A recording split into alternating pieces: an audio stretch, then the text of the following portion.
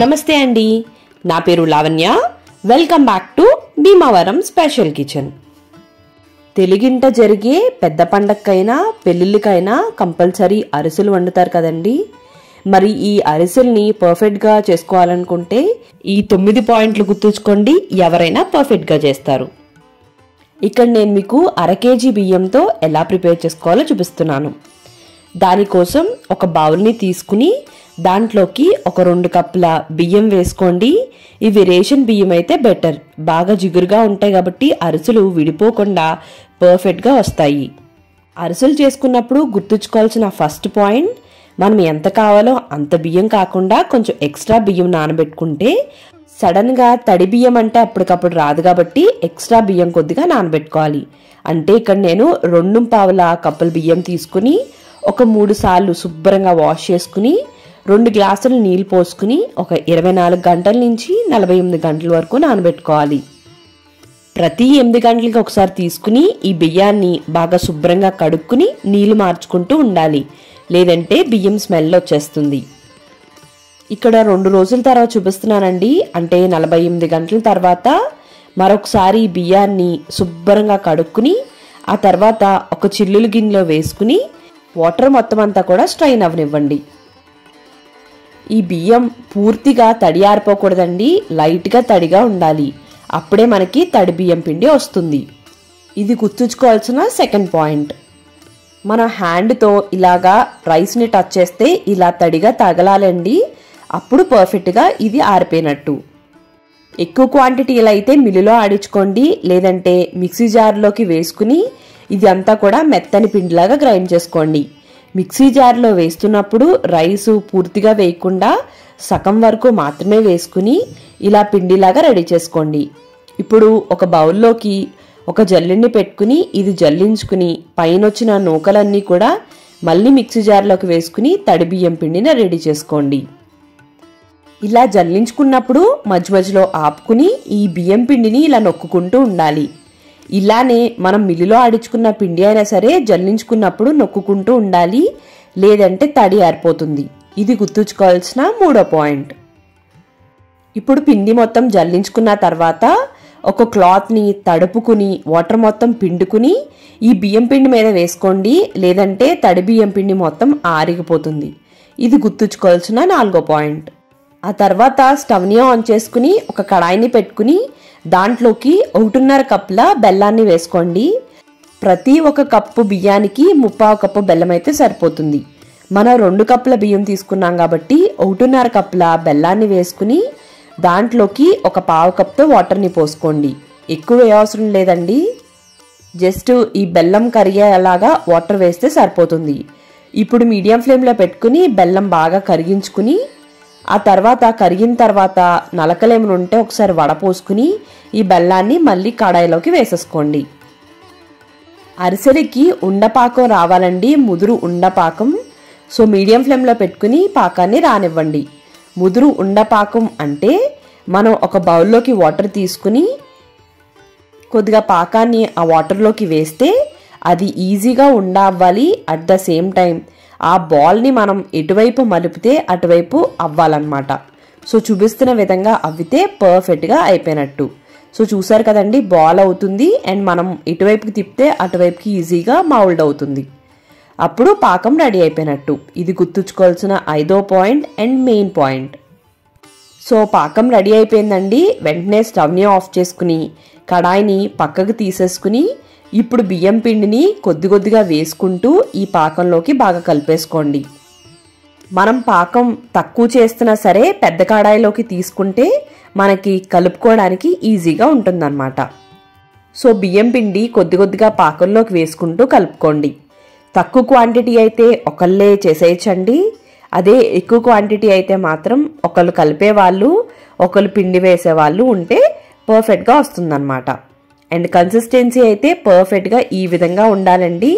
మనం గరిటెతో పిండిని తీస్తే ఇలా చూపిస్తున్న విధంగా స్లోగా రిబ్బన్ కన్సిస్టెన్సీలోకి పడాలన్నమాట. అట్ ద సేమ్ టైం మనం కొద్దిగా పిండిని తీసుకుని దాన్ని బాల్లాగా చేస్తే అది బాల్ ఈజీగా అవ్వాలి. అండ్ దాన్ని రిటర్న్ పిండిలోకి వేస్తే స్లోగా పిండిలోకి మొత్తం అంతా కూడా పాకిపోవాలన్నమాట. ఇది గుర్తుంచుకోవాల్సిన మరొక 6వ పాయింట్. ఇప్పుడు దీంట్లోకి 2 టీ స్పూన్ల నెయ్యి, 1/2 టీ స్పూన్ యాలకుల పొడి వేసుకుని మూత పెట్టుకుని కొద్దిగా గోరువెచ్చగా అయ్యేంత వరకు పక్కకు పెట్టుకోండి. నాకైతే ఇక్కడ మనం ఎక్స్ట్రా 1/2 కప్పు బియ్యం నానబెట్టాం కదండి, దానికి వచ్చిన పిండి మాత్రమే మిగిలింది. ఆ తర్వాత స్టవ్ని ఆన్ చేసుకుని ఒక కడాయిని పెట్టుకుని డీప్ ఫ్రైకి సరిపడా ఆయిల్ పోసుకోండి. 1/2 కేజీ బియ్యానికి కంపల్సరీ 1/2 కేజీ నూనె అవుతుంది అండి. సో 1/2 కిలో కన్నా ఎక్కువ నూనె వేసుకుని మీడియం ఫ్లేమ్లో పెట్టుకుని ఆయిల్ హీట్ అవనివ్వండి. అరిసెలు ఒత్తుకోవడానికి ఇలాంటి టూల్ ఒకటి ఉంటుందండి. ఇది లేకపోతే కనుక ఇలా ఒక సెటప్ చేసుకోండి. ఒక ప్లేట్లోకి ఇలా గిన్నె రివర్స్ చేసుకుని ఫ్లాట్గా ఉన్న బాక్స్ కానీ గిన్నెని కానీ ఇలా రెడీ చేసి పెట్టుకోండి. అరిసెలు ఒత్తుకోవడానికి బటర్ పేపర్ ఉంటే దాన్ని యూజ్ చేసుకోండి. లేదంటే గనక ఒక ప్లేట్లో ఆయిల్ కానీ నెయ్యి కానీ అప్లై చేసుకుని రెడీగా పెట్టుకోండి. మనం ముందు వేసిన నెయ్యి, యాలకుల పొడి అంతా కలిసేలాగా ఒకసారి బాగా కలిపేసుకోండి. ఇలా కలుపుకున్న తర్వాత కొద్దిగా పిండిని తీసుకుని ఒక రౌండ్ బాల్ లాగా తయారు చేసుకుని ఆ తర్వాత అరిసెల్లాగా ఒత్తుకోండి. అరిసెలు గట్టిగా కావాలి అనుకుంటే పల్చగా ఒత్తుకోండి, లేదు మెత్తగా కావాలనుకుంటే కొద్దిగా దల్చరగా ఒత్తుకోండి. అలాగా కాదు ఇలాగా కాదు, మీడియంలోకి కావాలనుకుంటే మీడియం సైజ్ లావ్లోకి, అంటే నేను ఇక్కడ చూపిస్తాను చూడండి, ఆ విధంగా ఒత్తుకుంటే అరిసెలు కొద్దిగా గట్టిగా కొద్దిగా మెత్తగా వస్తాయన్నమాట. తినడానికి చాలా చాలా బాగుంటాయి.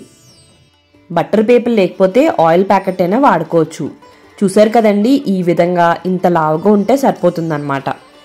ఇప్పుడు కంపల్సరీ ఆయిల్ చాలా హీట్లో ఉండాలి అండి, లేదంటే గనక అరిసెలు ఇలా పూరిలాగా పొంగవు.